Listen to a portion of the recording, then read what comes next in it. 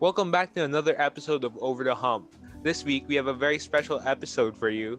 And as you noticed, Pablo's not here, but we're gonna be okay. Okay, so this week we have our friend Daphne here who's gonna bake for us and walk us through one of her recipes. So Daphne, Yeah. you started your own food business during the summer. How did that all start? I actually have always baked ever since before. Like over the summer, my mom would enroll me into summer schools for baking and cooking and all of that. So almost every summer, I'd be like in like a bake shop, like a baking workshop. So yeah, and that's how I started to like baking. And for the start of the business, of course, like all of us were in quarantine, so we didn't have much to do. So I decided like why not earn money, right? Since like in the pandemic it's hard to earn money. So that's what I decided to do. So I took a while, it took a lot of effort at the start. Like I had to make sure I had to perfect the recipe and I had to get like promotion, like advertisement. I had to make all of the posters and stickers and packaging. So yeah. Yeah, that's it's very interesting because like so many people, so many students have started their own businesses, and like, what do you feel like is like the biggest challenge in starting one? Mm, I think just starting one is the biggest challenge because, there's, you think about it a lot. You overthink it basically. Like you think like, oh, what if this doesn't go right? What if this goes wrong? And all of that. But I think the hardest is probably making posters, advertisement. Maybe that's just because I'm not an expert in that field. Like I'm not the most creative person, and making posters is not like my expertise. So, and there's like an art to making posters. Like, you have to make sure like important details are big and some are small. So yeah, I think advertisement for me was the hardest. Yep. Can you tell us what you're doing there right now? Right now, I'm making tiramisu, and in the tiramisu, there's lady fingers. Ooh, it's dripping. But yeah, these are lady fingers, and I'm soaking them in this mix which has like coffee and there's some sugar and like extra, you know, stuff like secret blends for a tiramisu. So, so you just dip them into that sauce? It's like it's like a sauce. It's liquid. Then you just have to like arrange them and make sure that they're all straight and organized. Then you just layer it, and that's how you basically construct a tiramisu. It's just you get all these separate ingredients and you layer them on top of each other. So like when you first started baking, like what was the first thing you made? Me, probably cookies, which is like the most basic thing you can bake. Um, Maybe chocolate chip cookies, very basic. I think almost everyone knows how to do that. But yeah, that's the first thing I made. Yeah, how do you feel like what do you feel like is like the biggest difference in like how you used to make cookies back then and how you do that now? Um, I'm sure back then I was a bit messier, maybe like all of the flour and ingredients would spill all over. Now I guess I'm a bit more cleaner and neater, and I think before also I wasn't so nitty gritty with the details. Like when you bake, you have to like sift things and measure and all that. So yeah. Yeah, like baking is so like precise, and like if you That's mess like true. any of the measurements, like it could change everything, right? Yeah, it's true. So what are you gonna do after you dip those? Well, perfect timing because I just finished my first Yeah. layer and now I have this thing which is this is mascarpone cheese. And there's like whipping cream also and like sugar and all that, egg yolks also, and makes this really yummy like filling. And what I do is I get this. This is an ice cream scooper. I just get some, and then you just put them on here. Then you have to basically spread them out. Let me just add more there. And then I have this offset spatula. And then you just spread it like that. That looks so good. I'll send you some. I feel like you better. You're just like smoothing it out right now. Yeah, I just so you know, it gets all the little like in the corners and everything, so it's even. The taste just balances out. Are you done? Not yet, almost done. I need to get in the corners. Yeah, can you bring it closer? Closer. Wait, it's awkward. There's a thing in the thing. Okay, wait. I will fix it. Smooth it I'll out. show you again. Yeah. Alright, here. First layer. Ooh. That looks smooth. Yeah. It's a bit messy, but I can fix it. Okay. Okay, so what are you gonna do next? Oh, are you just gonna repeat it? And just repeat it. It's really easy. Like, it's fun too. But yeah. Let me just unpack this. So, let's get this. And I dip it again. Yeah. So I think that's what's sorry. yeah, I think you that's can what's go like ahead. special. Yeah, I think that's what's special about tiramisu. It's that it's more of labor compared to, you know, like I'm not using like a stand mixer or like machinery to do this. It's all just made by hand. Yeah, so it's very easy for our viewers to like recreate, right? Yeah, you don't need much ingredients, I should say, and you don't need much equipment either. So you can do that at home. So what do you say is like the most important thing you've learned like throughout like baking during the summer and like starting your own business? I think most important is to also support other bakers, you know, order from them, especially the home bakers. Order from them, try their products out, and then you can tell them like, oh, what's good about it and what's something that they can improve on. And, you know, try to make connections and network. And that's the first thing I learned. But I think another thing I learned is that it's okay also to ask for help from other people. Like, let's say you have too much orders, then of course you can ask someone who you trust to help you out with the making of the product. Like for me, tiramisu.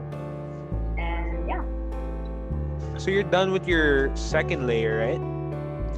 Yep. Or can you bring that's right. that like up close and personal to the Closer. camera? Yay. So how many looks layers are you funny. gonna do?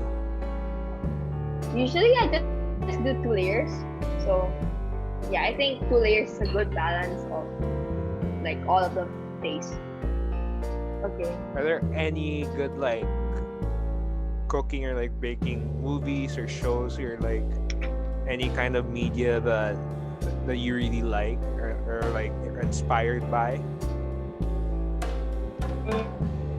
Honestly, I just get my like inspiration from YouTube. Like I go to Tasty and like I like watching those Korean like very ASMR style baking. I don't know like if there's like I don't know what they call it, but basically those are like those like really quiet bakers and you hear like the sound. I like watching them. I don't know what to call it, but those types of people. So yeah. Yeah, it really shows how easy it is to like do many things now because like you can just watch videos on YouTube and like actually learn them on your own. Yeah, that's true. Everything's on the internet now. Like, it's like no excuse anymore, I guess. But yeah, that's a good How thing. off Everything's on the internet. how often do you like get like watch a recipe online and actually like do it like as soon as you can, like do it on your own?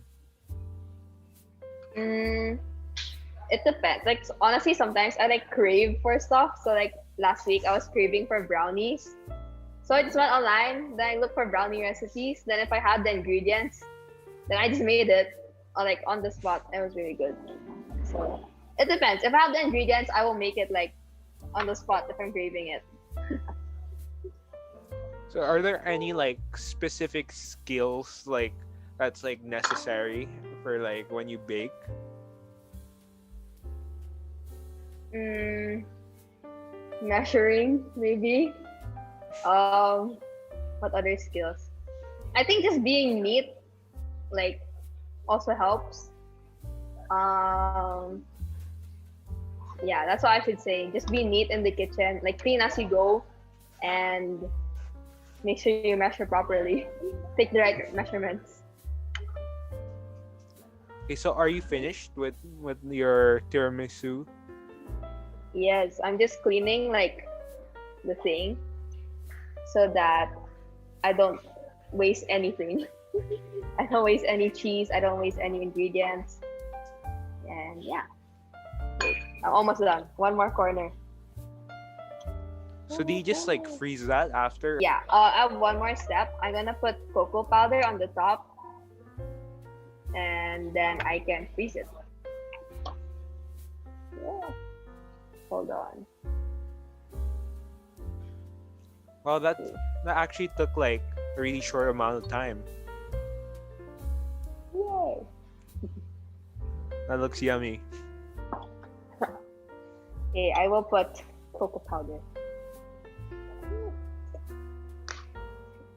Do you think like when we go back to like physical school, you're gonna still like continue doing that, or do you feel like you're gonna be more inclined to do other things? Mm, I think I'll probably have less time if I go back to physical school, but I do want to get back into like baking and selling. Hopefully with like a new recipe, just so that people can try something new and I have more variation. Okay, Job, get ready. Okay, so Daphne's finished. Can you bring that like real close? Whoa, That's close enough. yeah, that looks really good. Yes. Yay. And that's it. Now I just freeze this. Easy. You guys can make it Easy. also. Yeah. Okay, so Daphne's finished going through her recipe. So Daphne, would you like quickly recap that for the Oh, viewers? okay. So first, you just have to get lady fingers. Then you dip them in this coffee mix with special ingredients, and then afterwards you layer it with a mascarpone cheese like mixture. It has like whipping cream, mascarpone cheese, sugar, and egg yolks. And then afterwards, you just do another layer of the lady fingers. Then another layer of this mascarpone cheese, and then on the top you just put cocoa powder, and then you put it in your refrigerator or your freezer. So how long do you think it has to be like frozen? I think best overnight, but if if you're really craving it that day and like you can't help yourself, then freeze it for like 3 hours at least, I think. Daphne, from everything you've learned like throughout like years that you've been baking, or when you were like starting your own business, what's the most important things that you feel like you've learned and like other people should like know as well? I think it's important to ask for other people's opinions on what you make. Ask for constructive criticism, because obviously, if you don't ask for their opinions, then your product's not gonna be better and it's not gonna improve. So I think don't be afraid to ask for, what people think about what you made, and um, if they tell you something that's positive, then good, and if they tell you something that's a bit like negative, then I think you should improve on it, however you can. Yeah, that can be like a very good lesson for so many more other things, because taking criticism is not that easy, but it's something that you really need to work on, and it's very crucial in whatever you do. Thank you so much for joining me here today. So that's it. So thank you, Daphne, for joining us. Thank you to anyone watching. Stay safe in quarantine. Isn't that like the best part of like baking? Like after you're done, you can like eat all the ingredients. Yeah, that's true. Or sometimes along the way, you know, just eat a bit of it. But yeah, it's the best part. Eating the raw stuff. Have you ever like so when you're baking, like you eat like the ingredients? Have you like ever had a incident where like you ran out of ingredients because you like ate too much? Hmm. Yeah, I think so. I think for like, especially chocolate chip cookies, those are so good to eat, even though they're not like cooked Yeah. or baked. So, like those chocolate chips, sometimes I eat a bit too much, and yeah. Yeah.